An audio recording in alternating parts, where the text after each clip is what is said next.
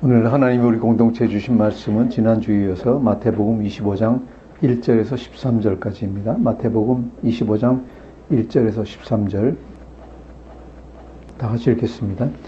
그때 천국은 마치 등을 들고 신랑을 맞으러 나간 열 처녀와 같다 하리니 그 중에 다섯은 미련하고 다섯은 슬기 있는 자라. 미련한 자들은 등을 가지되 기름을 가지지 아니하고 슬기 있는 자들은 그릇에 기름을 담아 등과 함께 가져갔더니 신랑이 더디옴으로 다 졸며 잘세.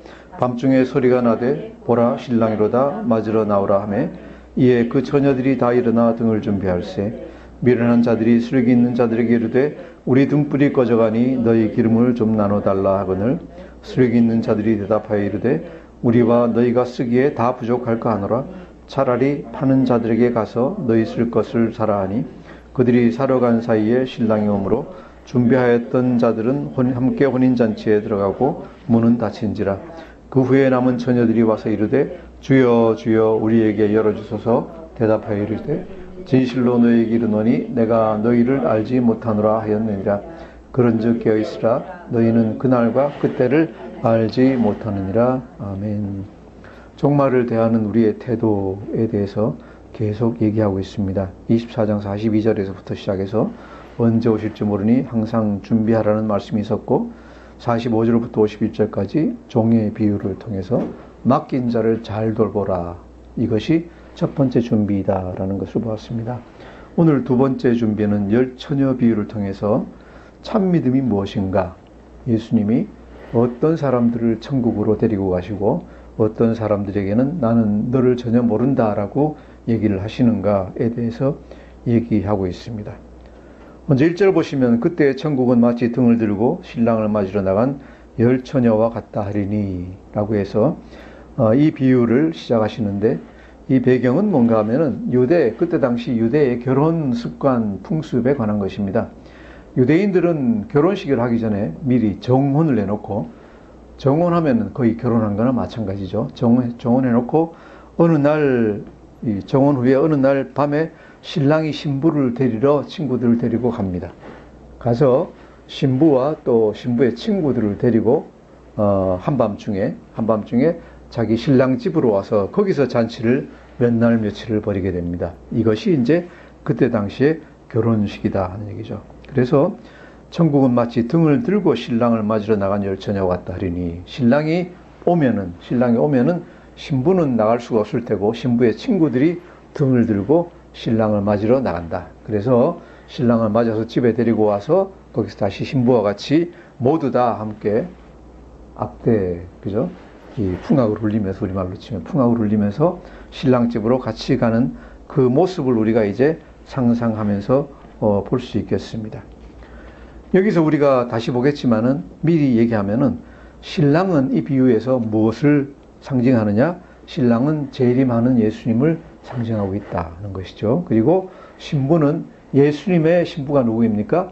교회라고 되어 있습니다. 계시록에 보면 교회라고 되어 있습니다. 그리고 열 처녀는 교회의 신자들이라고 볼 수 있겠습니다. 여기서 이제 열이라는 숫자는 유대인들 보기에는 가득 찬 숫자입니다. 전체 다, 신자 전체 다를 아우르는 숫자를 갖다 얘기하고 있습니다. 자, 그런데 그 다음 2절 말씀이 우리에게 이제 경고를 주기 시작하는 말씀입니다. 같이 읽어보겠습니다. 시작. 그 중에 다섯은 미련하고 다섯은 슬기 있는 자라. 다섯과 다섯. 물론 신자들이 50대 50으로 나눠진다는 얘기는 결코 아닙니다. 결코 아니고 어떤 구분이 있을 거다라는 걸 얘기하고 있습니다. 우리 이 신자들 사이에서의 구분은 몇 번이고 우리가 계속 봐왔습니다. 그렇죠? 24장 39절에서 41절까지 봐도 노아 때 홍수가 나서 그들을 다 멸망하시는데 그때 두 사람이 밭에 있음에 한 사람은 데려가고 한 사람은 버려둠을 당할 것이요. 홍수 때와 같이 갑자기 종말이 많은데 그때 두 사람 중에서 한 사람은 데려가고 한 사람은 버림을 당할 것이고, 두 여자가 맷돌질을 하고 있으면은 한 사람은 데리고 가고 한 사람은 못 올라간다. 휴거에 관한 얘기죠. 이런 얘기가 있습니다. 그 다음 24장 두 종의 비유에서는 어땠습니까? 한 종은 지혜롭고 충성된 종이고 나머지는 악한 종입니다. 악한 종은 쫓겨나서 마지막에 슬피, 어두운 데서 슬피 옵니다. 이 달란트 비유에서도 보면은 충성된 종들이 둘이 있고 또 악한 종이 또 하나 있는 걸 봅니다. 양과 염소의 비유에서도 그죠? 다 같이 심판을 받는데 한쪽은 양으로 구분이 되고 한쪽은 염소로 구분이 됩니다. 모두 마지막 종말에서는 분리를 얘기하는데 우리가 두려운 것은 뭔가 하면 이 분리가 믿지 않는 사람들과 믿는 사람들의 분리가 아니다 하는 얘기입니다. 다 겉으로 보기에는 똑같은 사람들입니다. 뭐라 그랬습니까? 두 사람이 같이 밭을 갈고 있습니다. 두 사람이 같이 맷돌질하고 있습니다. 그렇죠? 두 종이 둘 다가 주인에게 신임을 받아서 이 위임을 받았습니다. 그죠? 열 처녀가 똑같이 신랑 맞을 준비를 하고 있습니다. 또 양과 염소도 분리되기 전까지는 똑같습니다. 달란트 비유도 똑같이 주인에게서 조금 많고 적고한 차이는 있지만은 다 달란트를 다 받았습니다. 무슨 얘기입니까? 어떤 면에서 다 같은 사람들에 대해서 심판이 내리는 걸 얘기하고 있습니다. 이것을 우리가 현대적으로 얘기하면 뭐라고 얘기할 수 있습니까? 교회에 출석하는 신자들이라고 볼 수 있습니다. 교회에 출석하고 있는 신자들. 무슨 얘기인가요? 교회에 출석하고 있다고 해서 다 똑같이 마지막 날 천국에 들어가는 것은 아니다. 그 중에 일부는 충성된 종들은 들어갈 테이고 충성되지 못한 종들은 밖으로 쫓겨나서 슬피 울면서 이를 갈미 있으리라. 무슨 얘기입니까? 지옥으로 가는 일이 생긴다라는 얘기입니다. 그래서 이 말씀들은 모두 다 교회에 나와 있는, 이 당시로 얘기하면은 똑같은 유대인들입니다. 하나님의 백성이라고 얘기하는 유대인들을 대상으로 얘기하신 건데 현대적으로는 우리가 교회에 나오는 신자들이라고 얘기할 수 있습니다. 그렇죠? 여러분이 보시기에도 교회에 나온다고 해서 다 똑같은 신자들이 아니잖아요. 그렇죠? 교회에 나와서 정말로 신실한 사람이 있는가 하면은 교회는 나오는데 전혀 그리스도인답지 못한 사람들도 수없이 많이 있습니다. 이 전체 부류가 모두 다 똑같이 마지막 날에는 구원을 받습니다. 그것은 상식적으로 봐서 있을 수가 없습니다. 또 말씀 안에서 보더라도 그런 일이 생기지 않는다고 몇 번이고 거듭해서 계속 경고를 하고 계십니다. 그렇죠? 같은 그물에 잡힌 고기도 갈라지고, 같이 밭을 갈고 있던 사람도 갈라지고, 같이 맷돌질하고 있던 사람도 갈라지고, 같이 섬기던 종도 갈라지고, 같이 신랑을 기다리고 있던, 그죠? 노력하고 있죠. 신랑을 기다리고 있던 처녀들도 갈라진다. 그래서 교회에 출석하는 신자라고 해서 다 구원받는 것은 아니다. 그러면 어떤 다른 것이 필요한가? 우리 3절, 4절부터 시작해서 같이 한번 보겠습니다. 3절, 4절 시작. 미련한 자들은 등을 가지되 기름을 가지지 아니하고 슬기 있는 자들은 그릇에 기름을 담아 등과 함께 가져갔더니. 아멘. 여기서 등은 호롱불이 아닙니다. 호롱불이 아니라 영어 성경에 보면 토치라고 되어 있어요. 차라리 우리 말로 보면 횃불 비슷한 그런 등을 얘기합니다. 그렇죠? 밤에 이제 밖에서 등을 갖다 켜야 되는데 밤에는 또 바람이 있잖아요. 바람이 있는데 호롱불 가져갔다가 금방 꺼지고 말 테니까 그건 아니에요. 훨씬 더 규모가 큰 등 또는 횃불 이런 걸 얘기합니다. 그래서 이 횃불이나 큰 등은 기름을 갖다가 많이 소모한다. 많이 소모해요. 길어봤자 이 당시에 전해오는 얘기하면은 한 15분 정도면은 기름을 갖다 다 꽉 채웠어도 다 타버린다 하는 얘기죠.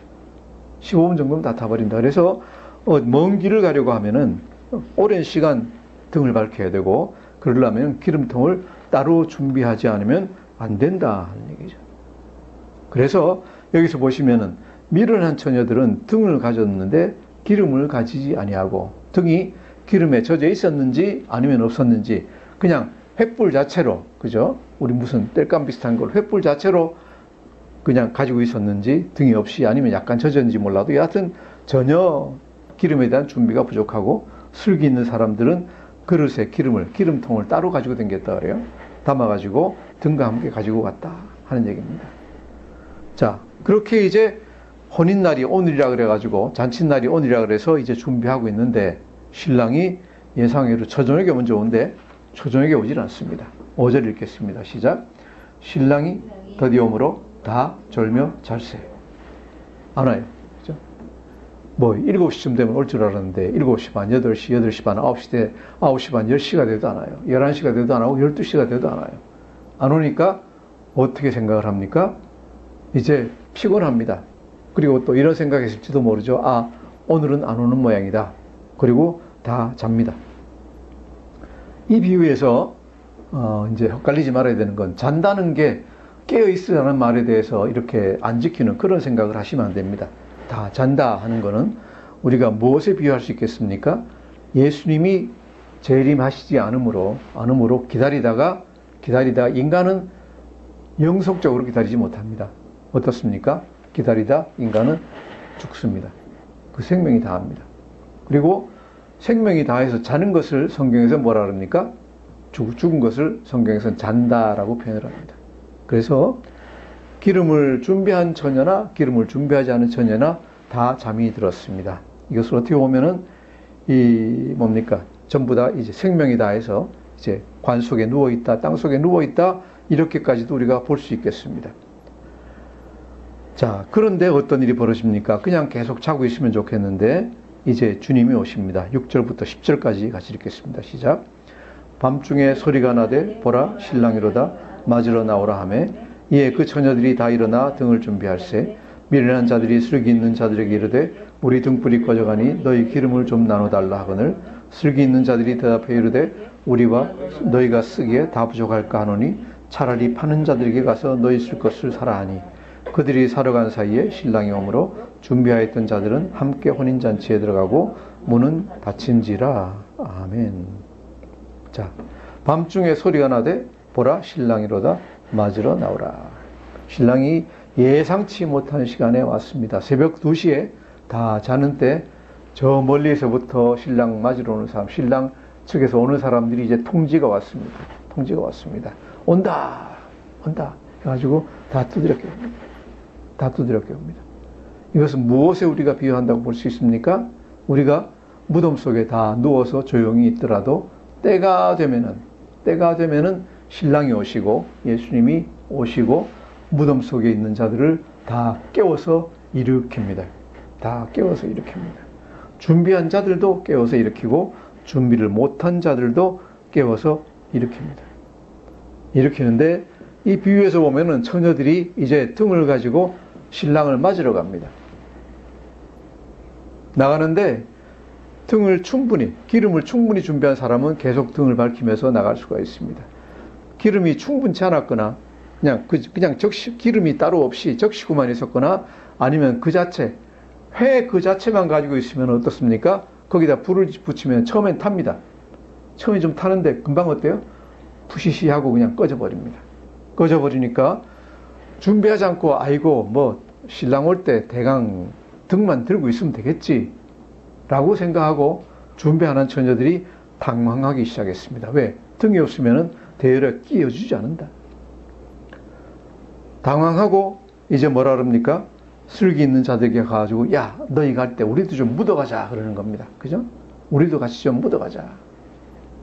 그런데 이게 천국에 가는 거는 우리가 그러잖아요. 부인 치마 꼬리 잡고 올라가지 못한다 그러잖아요. 천국에 가는 건 묻어갈 수가 없다. 자기가 각자 다 자기의 믿음대로 간다라고 얘기를 합니다. 그러니까 이 처녀들이 매몰찬 게 아니라 사실이 그렇죠. 내가 있는 걸 너에게 나눠줄 수가 없다.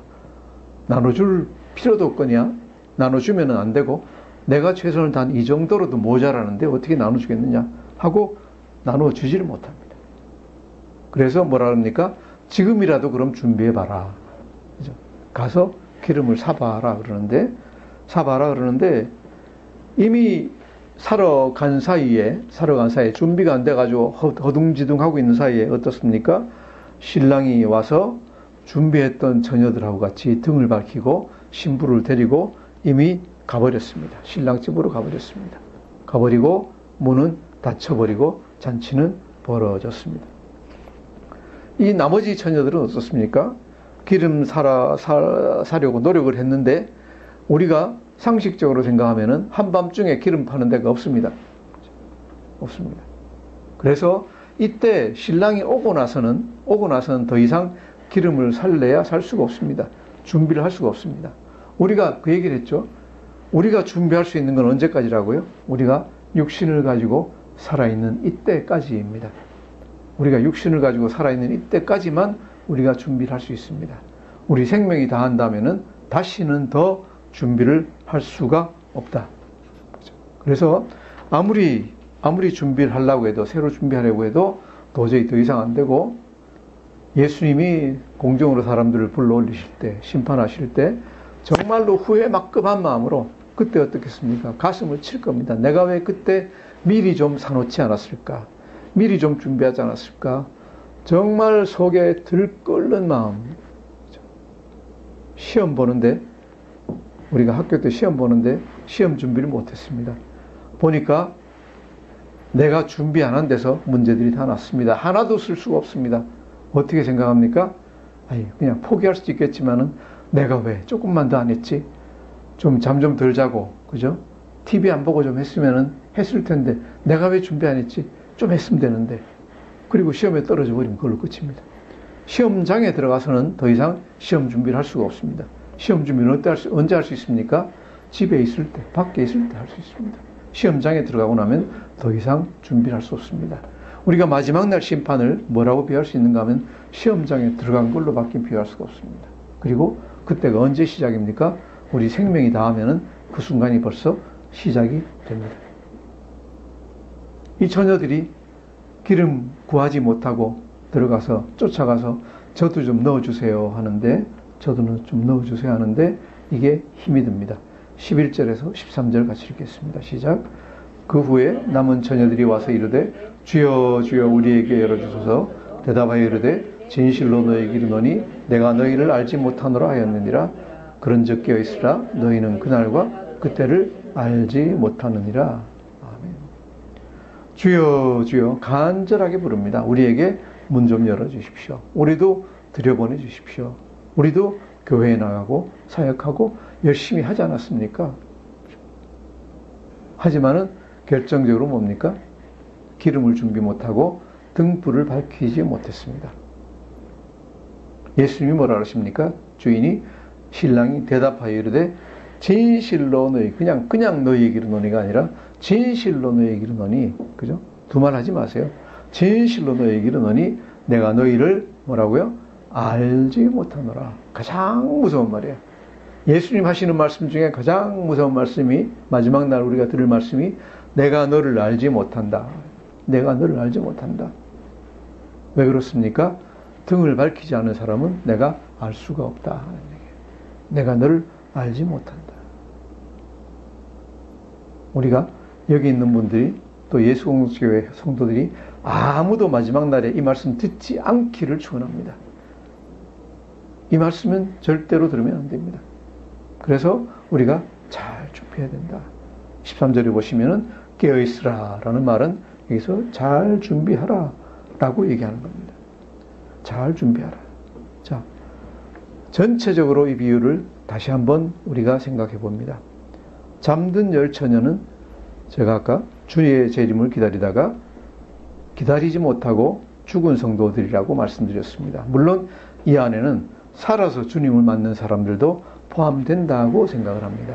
왜냐 하면은 마지막까지 준비를 했는 그 상태에서 주님을 맞이하는 겁니다. 하지만은 이 잠자는 사람들이라고 얘기했을 때는 이미 죽은 성도들을 주로 얘기해서 하는 얘기가 맞다라고 생각합니다.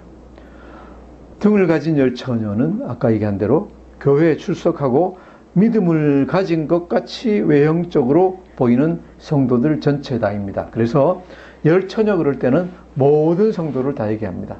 교회 모든 성도를 다 대상으로 얘기할 수 있습니다.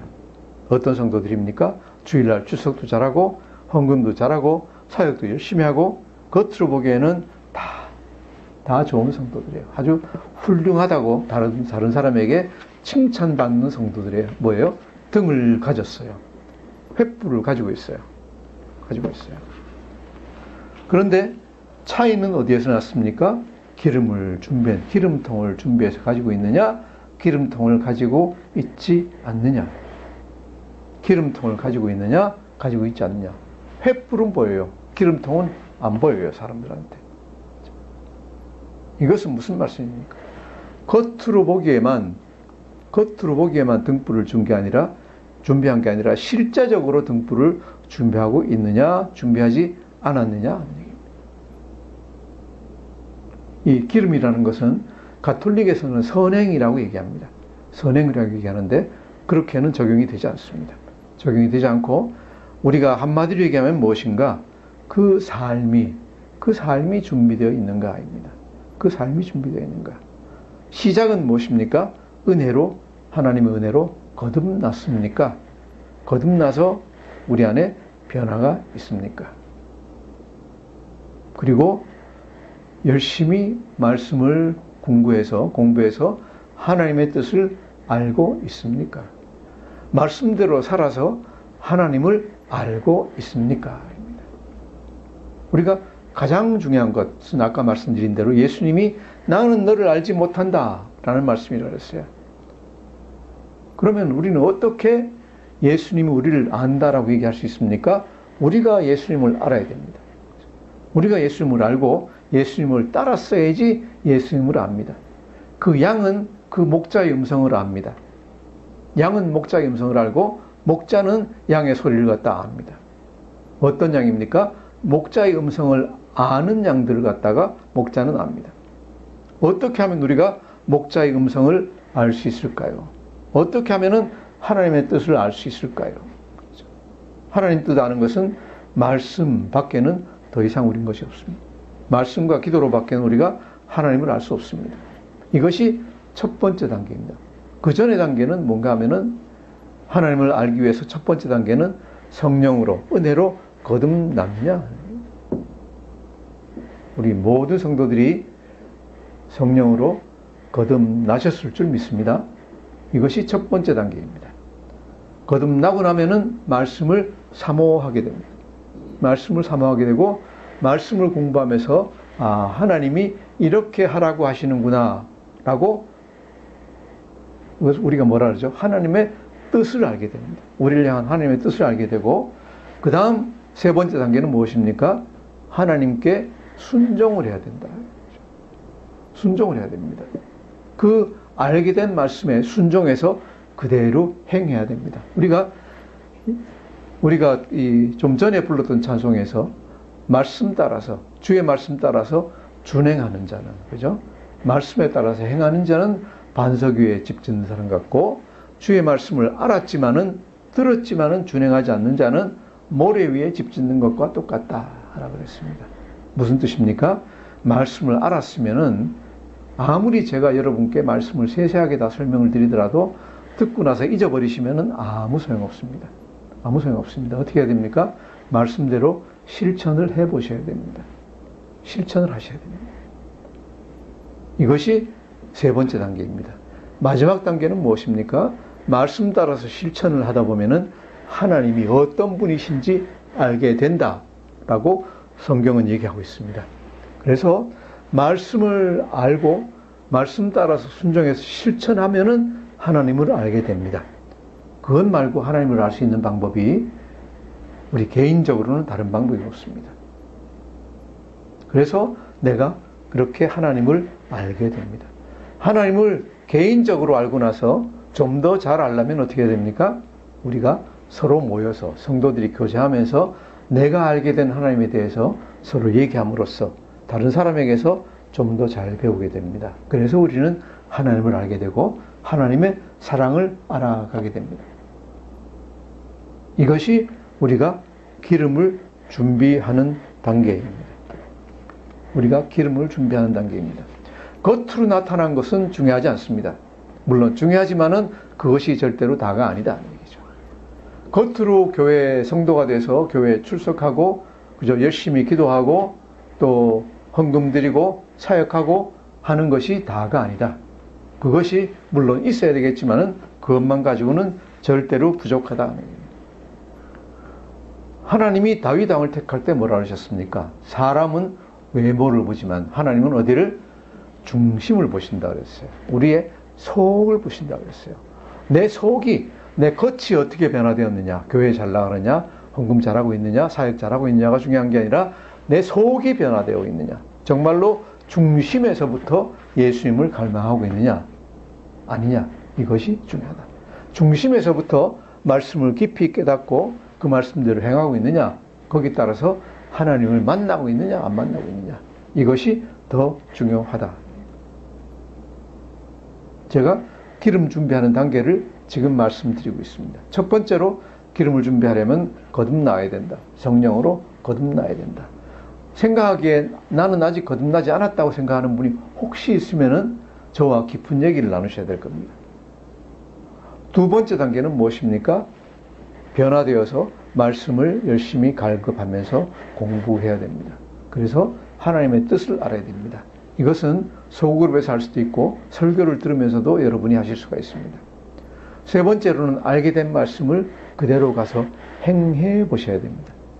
행해야 됩니다. 그러면은 네 번째 단계로 뭐가 옵니까? 우리가 하나님을 알게 됩니다.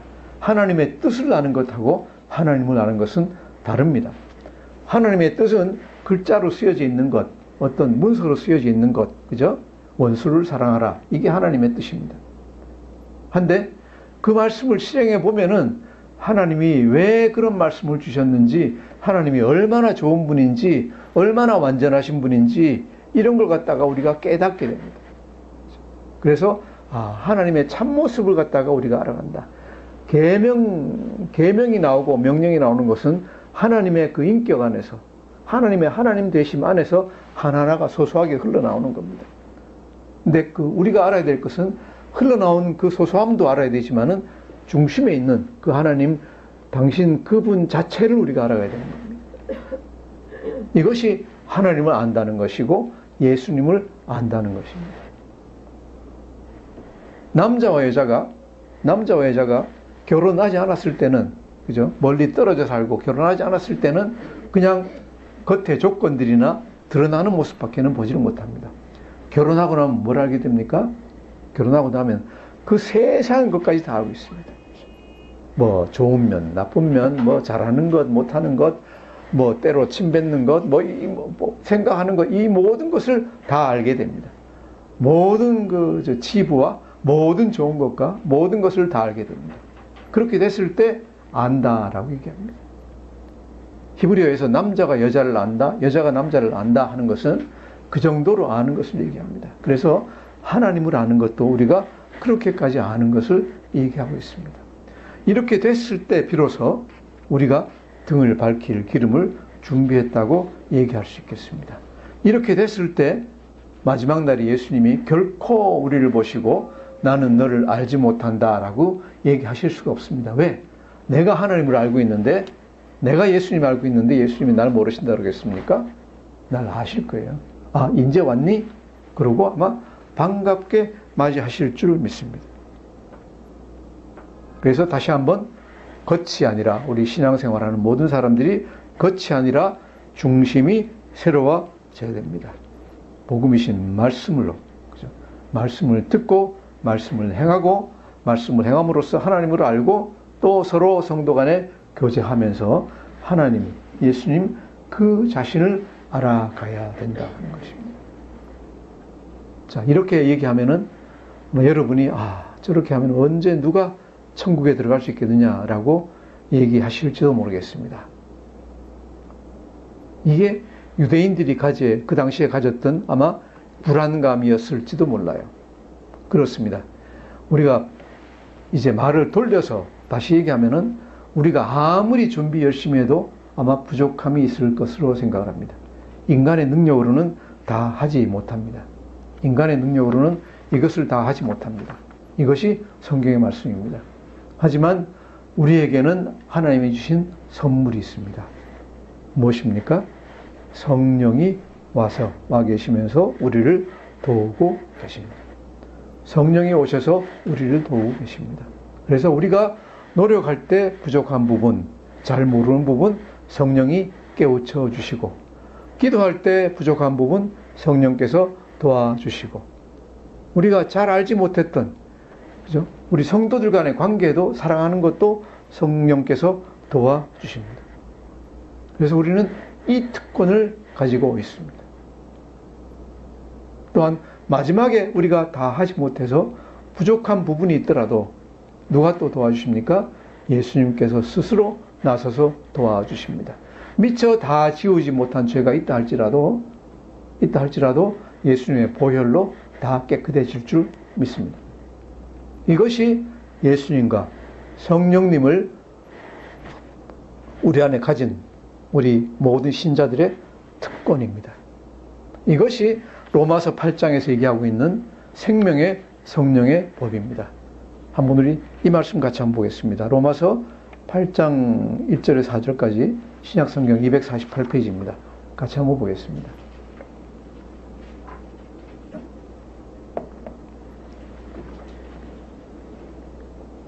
같이 읽겠습니다. 시작. 그러므로 이제 그리스도 예수 안에 있는 자에게는 결코 정죄함이 없느니 이는 그리스도 예수 안에 있는 생명의 성령의 법이 죄와 사망의 법에서 너를 해방하였음이라. 율법이 육신으로 말미암아 연약하여 할 수 없는 그것을 하나님은 하시나니 곧 죄로 말미암아 자기 아들을 죄 있는 육신의 모양으로 보내어 육신의 죄를 정하사 육신을 따르지 않고 그 영을 따라 행하는 우리에게 율법의 요구가 이루어지게 하려 하심이니라. 아멘. 이것이 우리가 기대는 것입니다. 우리가 아무리 기름을 준비해도 충분히 하지 못한다. 인간의 능력으로는 할 수가 없습니다. 하지만은 우리 예수 믿는 사람, 그리스도 예수 안에 있는 사람들에게는 성령이 와서 도와주시고 이루어주시고 부족한 부분은 그리스도께서 십자가에서 친히 달리셔서 그 보혈로 다 채워주십니다. 자, 그렇게 하면은 또 다른 오해를 낳을 수가 있습니다. 뭡니까? 어차피 그렇게 하실 거면은 내가 별로 안 해도 되지 않겠습니까? 어차피 채워주실 거면은 많이 부족하나 적게 부족하나 다 채워주시는 거 아닌가요? 그래서 죄도 짓고 하면 되지 않습니까? 라고 생각할 수 있는데 이것을 사도 바울은 뭐라 그런가 하면은 예수 그리스도를 다시 십자가에 못 박는다 그랬어요. 뭡니까? 자신이 할 수 있는 것을 행하지 않고 나태하면서 예수님께만 기대는 것을 예수님을 십자가에 거듭거듭 못 박는 사람들이라고 그랬어요. 그건 아니에요. 우리는 우리의 최선을 다해서 있는 힘을 다해서 하나님을 사랑하고 이웃을 사랑하고 예수님을 사랑해야 돼요. 갈망을 가지고 나가야 돼요. 그죠? 그럴 때 하나님이 도와주시고 성령님이 도와주신다. 칼빈이라는 위대한 그 종교개혁자가 한 말 중에 아주 유명한 말이 있습니다. 인간의 노력이 다하는 곳, 그죠? 인간이 노력이 다하는 곳, 그곳에서 성령의 역사가 시작된다. 아멘. 인간의 노력이 다하는 곳에서 성령의 역사가 시작된다. 예를 들어 취직이 잘 안 된다 할 때 나는 아무것도 하지 않고 앉아서 예수님 도와주세요. 그리고 가만 앉아 있어가지고는 인간의 노력을 다 하는 겁니까? 노력 다 하는 겁니까? 아니죠. 인간의 노력 다 하는 건 뭐예요? 열심히 찾아다니면서 또 다른 면에서 뭘 해야 됩니까? 믿고 기도해야 됩니다. 예수님이 나에게 직장을 주실 걸, 하나님이 주실 걸 믿고 기도하면서 열심을 다합니다. 최선을 다했는데 그 다음 하나님은 어떻게 도우십니까? 인간적으로는 도저히 이루어질 수 없는 상황입니다. 상식적으로는 될 수 없는 상황인데 갑자기 이루어지는 때가 있습니다. 무엇으로? 성령의 도우심으로. 그래서 예수 믿는 사람들이 가진 특권은 인간적으로 아무리 노력해도 이루어지지 않는다, 지기 힘들다고 생각하는 그것이 기도하면서 최선을 다하면 이루어진다 하는 것입니다. 믿으십니까? 이 말씀을 믿고 나가기 바랍니다. 아주 중요한 말씀입니다. 한쪽에서는 아무 노력도 하지 않고 내가 가만히 있어도 성령님이 다 해주신다 하는 것 좌로 치우친 겁니다. 한쪽은 뭡니까?